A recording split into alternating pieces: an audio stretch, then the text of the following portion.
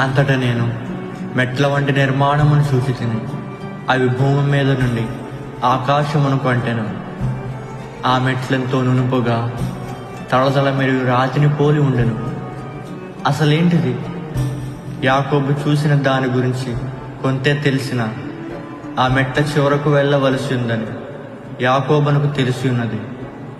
అంతటి యాకోబు దేవదూతల అక్కడి అద్భుత సంగీత ఉనికిని తెలుసుకొనెను. ఆ మెట్ల పైన దేవదూతలు ఎక్కుచూ దిగుచూ ఉండిరి. ఒక్కొక్క దేవదూత ఒక్కొక్క ప్రత్యేకతను కలిగి ఉండెను. వారి కనులు స్ఫటికము వలె మెరుగుచుండెను. అంతటి యాకోబు ఒక స్వరమును వినెను. అది ఎంతకు ముందెన్నడూనూ విననిది. ఆ స్వరము సముద్ర ఘోష వలె మండుచున్న అగ్ని చప్పుడు వలె ఉండెను. ఆ స్వరము నా ఎముకలను వణికించెను.